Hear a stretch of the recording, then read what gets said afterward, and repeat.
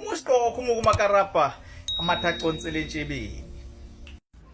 Uyabona nje mfoka biyela ngiyacabanga ukuthi if bekuthiwa ichibhili irigale yenu ubuzoba nenkinga. So I don't know why ubuzoba nenkinga makuthiwa iyabiza irigale ye-MK. I don't understand. And mkhulu ngiyacabanga history esinayo okanye information esinayo ngeke izifane. Uyayibona leyo nto because uma ufunda history ngokwe-history i-Israel yayikhona kumazwe okanye i-top 5 yamazwe ase-South Africa. iTaiwan ikhona kumazwe awu-5 ase-South Africa.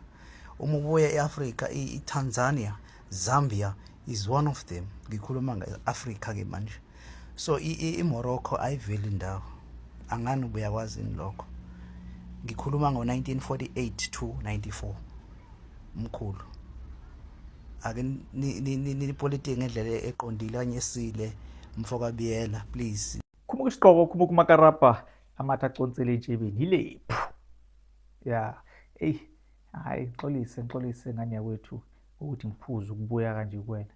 Hayi ngangibone nje namhlanje wanginesikhathi ngithi ngiyabuka inkabi yami le yastitch video.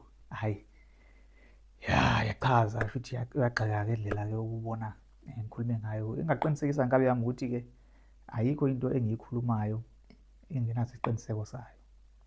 Into engiyikhulumayo ngisizamile ukwenza isiqiniseko, especially when it comes to into efana nehistory. So bengathanda nje ukuthi iningi azofethu angazi nalento ukuthi yenziwa yini, especially yona impela esivela kakhulu kubalandeli be-EFF. Hayi impela yabona makwathi i-EFF nje comment section hayi uzorecord imbenge impela abalandeli be-EFF bela. But into engiphatha kabuhlungu kubona ukuthi babukeka sengathi benza exactly lento bengisho kuyona ivideo ukuthi they seem to be relying on information abayitshela uCIC wabo kuze babone ukuthi into irrelevant. So bafowethu anoyihlupha ngokwenza ngokuresearch nje. Ungaveli suke nje usugxumele nje kwi-comment yevideo umuntu without knowledge ephelele.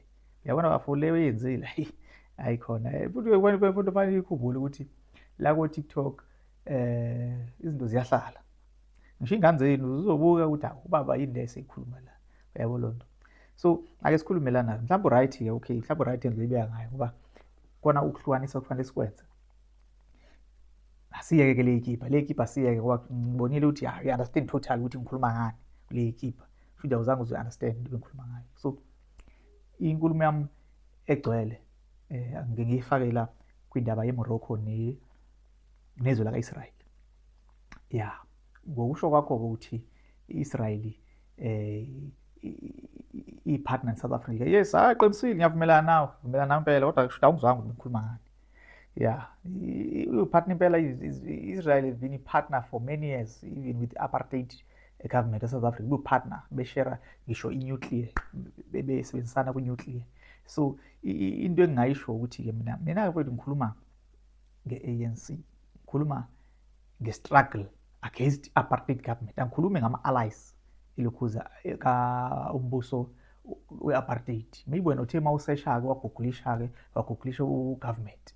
Yabo angikho lapho ke thina into esilwa silwela indaba ye-struggle ukuthi ubani abasisiza kwi-struggle. i-Israel yayivele isitha sethu. Ubingeke South Africa if uzokhumbula kahle uMandela wathi i-freedom yethu ayiphelele uma iPalestine ingazange ze ikhululeke. Uyabona, that is why namanje uNkosi Malanga lena uCupcake ba nonaleli phando bavulela Israel icala le-genocide ku-International Court of Justice. So bebengeke baze bakwenze lokho if i-Israel ibe abangani bayo. Yena futhi bengeke Mandela azathi i-struggle inkululeko South Africa ayiphelele ngaphandle kwenkululeko yase-Palestine ngoba phela iPalestine icindezelwa i-Israel. You understand lonto? So ngicabanga ufuna uthi ukuhlunga lapho. Siphinde futhi siye ngala kulo kuMorocco. iMorocco ngikuvezile ukuthi ibiwo partner be-struggle sethu.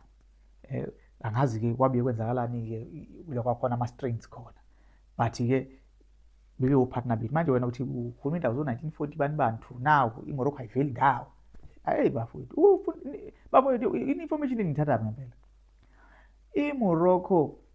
Okay, ngizokulandela iproof ukwenza into ngizokwenza into simple, google into simple, simple, uyabo lonto.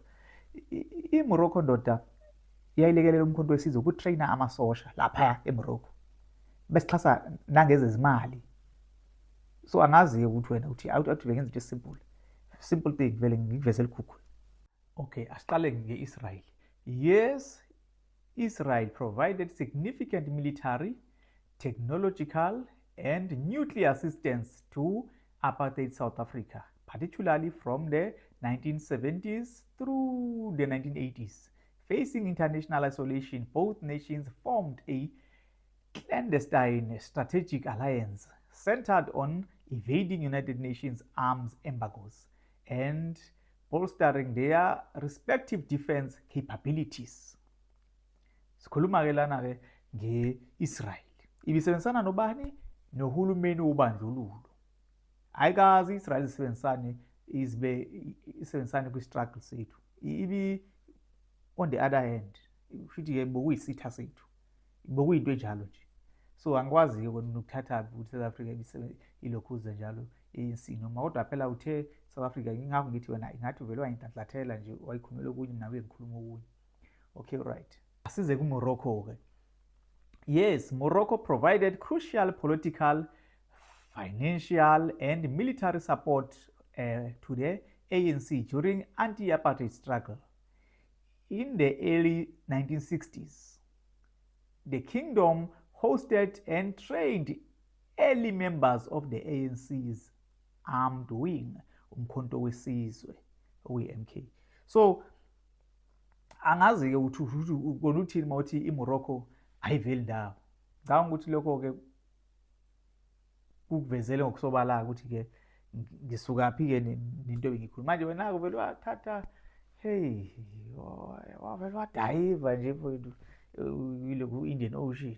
Ayi bafowethu aniyeke lo musaniphoxa niphoxa i-EFF man. Manje nitshengisa ukuthi i-EFF is like manje nilandela ngamakhanda empty, very empty amakhanda enilandela ngawo. No, anenze research, anenze lutho nje niyangothanda ukuthi sithanda CIC. Ukuthi kwenzakalani you don't care. My CIC wena zonda umuntu othini nani yamzonda lo muntu. Ukuthi lo muntu uthini unomuntu ukhuluma ama-facts ana facts nje nilwa naye nje without facts. Hayi bafethu musani uziphoxa kanje. Ngiyacela ukuthi mani izokhomenta noma nizostitcha ama-video noma nenzeni. Do some little bit of research. Just ukuzisiza ukuthi ungazi ushelwa yindlu uyabo lonto. Yeah. Awuthi lokho nje. Hayi bafowethu musanisiphoxa man. Izwe lethu lidinga abantu abanolwazi, lidinga abantu abarezinayo ngama-facts futhi. Shibirishi siyashibilika. Danko.